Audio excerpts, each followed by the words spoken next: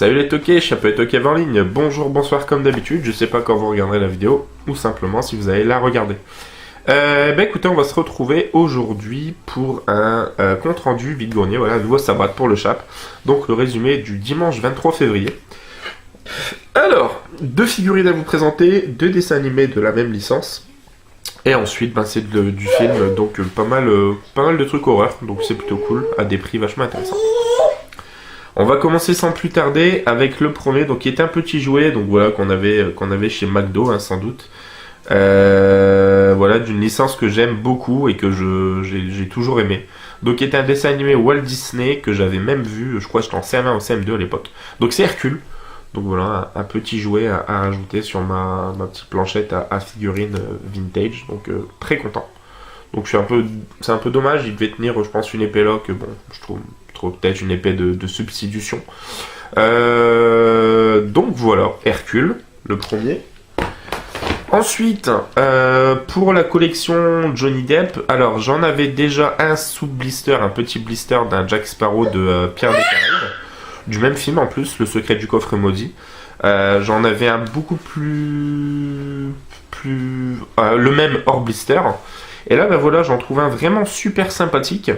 Donc au début, je me suis demandé à l'espace de quelques secondes si c'était du maquillage, si c'était du dessin qu'il y avait sur sa tête. Mais non, je me suis rappelé que il était grimé comme ça dans Le Secret du Coffre Maudit. Voilà, les peintures tribales un petit peu, avec le collier de fruits là.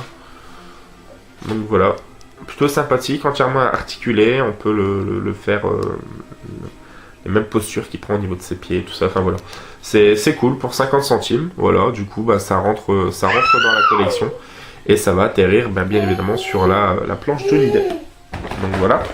Ensuite, deux dessins animés qui sont vraiment pas faciles à choper, et le coffret intégral coûte une blinde, un truc de fou.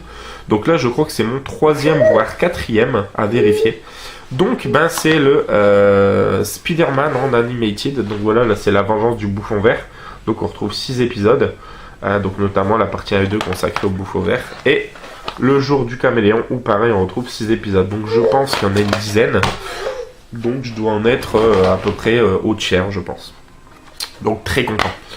Il y en avait un 3e mais c'était un de ceux que j'avais, donc c'est un peu dommage, c'était les araignées robots je crois. Donc voilà, si vous avez des bons plans, des petites pistes à suivre concernant ces DVD des Spider-Man, je suis très preneur parce que je les veux tous. Donc voilà. Idéalement les Tortues Ninja pareil. Fin de demande. Ensuite, un film que j'avais adoré au cinéma, que j'ai autant adoré après l'avoir revu et que j'ai adoré également après l'avoir revu. Film français avec Vincent Ladon, Gilles Lelouch. Film de Fred Cavaillé, donc qui avait entre autres fait, je crois que c'est À bout portant et Pour elle. Et c'est génialissime, l'action est non-stop et le final est grandiose, donc c'est mea culpa. Je vous conseille très fortement. L'histoire en fait c'est que le petit garçon, alors comment s'appelle-t-il, je sais pas s'il a son prénom. Simon, voilà. Non, pas Simon, Théo. Théo, c'est le fils de Vincent Ladon. Voilà, qui est en conflit avec sa mère en fait, donc il va pas être tout le temps présent avec lui. C'est un flic aux méthodes un peu brutes et qui est un peu dans l'alcool, un peu des problèmes, tout ça. Et en fait, le petit, lors d'une sortie à la corrida, va être témoin d'un meurtre. Et les présumés tueurs vont être en chasse de le retrouver et de lui-même le tuer. Et donc, Vincent Ladon va revenir dans le jeu pour le défendre, le protéger. Et le louche et son associé, mais il y a un événement qui fait qu'ils étaient en conflit, qui s'est passé plusieurs années auparavant, qui a valu certains problèmes à Vincent Ladon alors que ça n'aurait pas lieu d'être.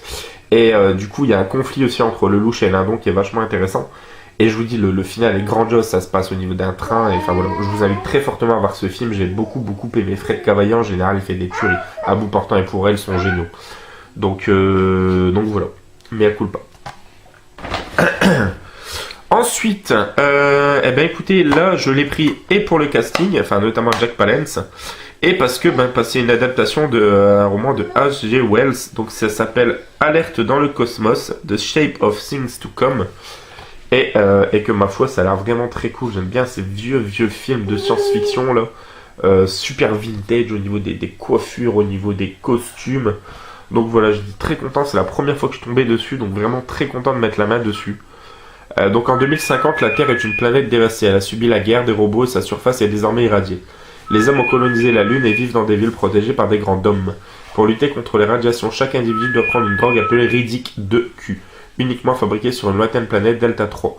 Prenant le pouvoir sur Delta 3, le terrible Homus à la tête d'une armée de robots lance une attaque surprise sur New Washington, prend le contrôle des réserves de Riddick 2Q. Aidé par son fils Jason et la scientifique Kim, le docteur Cabal vole un vaisseau prototype nommé Projet Star Trek, part sur Delta 3 pour déjouer les plans d'Homus. Trop long générique, trop long résumé par contre.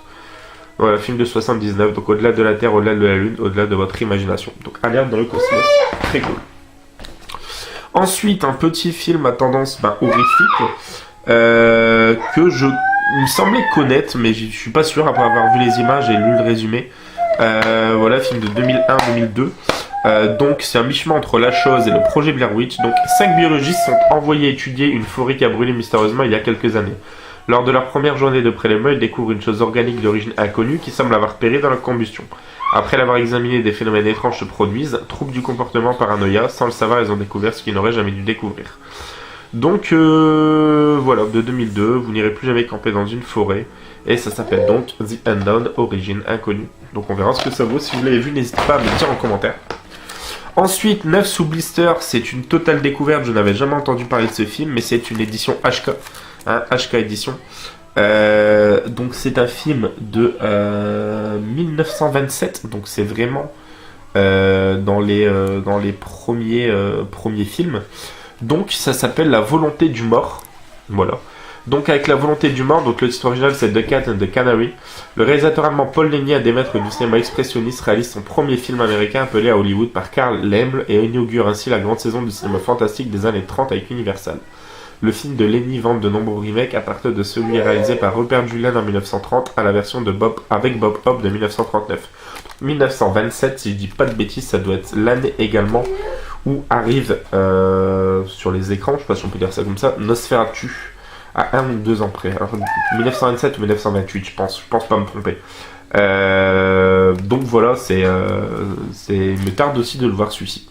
J'aime beaucoup le style comme des Dr Caligari, justement Nosferatu, tout ça. C'était quand même les prémices du cinéma fantastique. Et j'aime beaucoup ça. Donc voilà, donc très content. Ensuite, un petit Dario Argento ajouté à ma collection qui me manquait. Alors j'ai un léger doute, je pense que peut-être Arius me l'avait pris il y a plusieurs mois de ça. Et j'étais pas sûr, et comme là, voilà, c'était je crois 20 centimes. J'ai pas, voilà, au pire je le revendrai ou je l'offrirai, mais je n'ai pas laissé passer l'occasion. Donc c'est avec Liam Cunningham, Stefania Rocca, Steve Muccino, donc je vous l'ai dit c'est de Dario Argento, donc ça s'appelle The Card Player. Il était dans un coffret avec 3 films de Dario Argento qui étaient présents il y a quelques mois de ça à Noz pour 5 € je crois. Et c'est le seul qui me manquait sur les 3, donc voilà, c'est pour ça que je l'avais pas pris.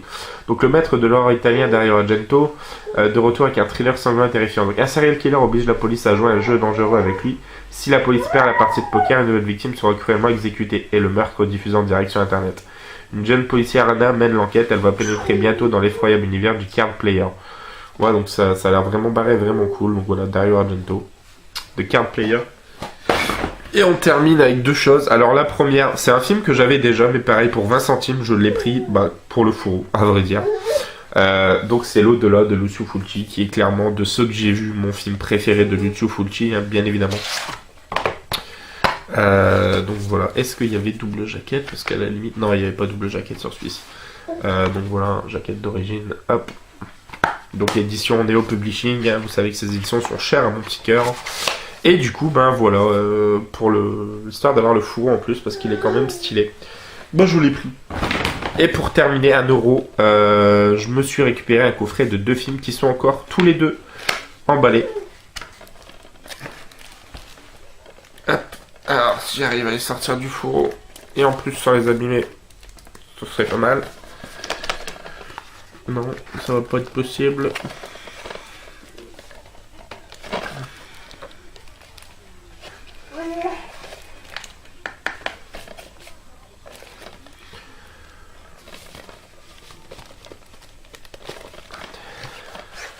Voilà. Donc, le petit fourreau, donc c'est le coffret réunissant Clown de Eyroff et ça, l'adaptation de Stephen King des années 80, je crois. Donc voilà, donc comme je l'ai dit, 9 sous blister, hop, blister d'origine en plus, là ça se voit, et le ça, donc c'est très cool. Pour 1 euro, j'ai pas hésité, je l'ai pris vraiment que pour Clown, qu'on avait commencé à regarder sur Netflix et qu'on n'avait pas fini, et juste parce qu'on avait fait autre chose, je me rappelle plus, mais on était vraiment dans le film. Et voilà, donc en plus, ça 9 sous blister, c'est cool, ça ira dans la petite armoire Stephen King. Donc voilà. Ce qui termine cette vidéo les amis, j'espère que ça vous aura plu. Ça y est, la saison reprend de plus belle. Je crois que la semaine prochaine il n'y en a pas particulièrement, enfin le week-end du 2-3 mars. Par contre le week-end qui suit, il y en a beaucoup sur le samedi et le dimanche.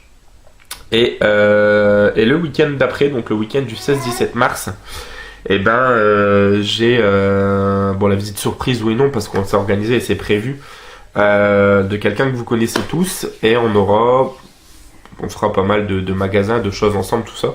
Et il risquera d'avoir peut-être une vidéo en commun si le cœur lui en dit. J'ai peut-être une petite idée, on verra.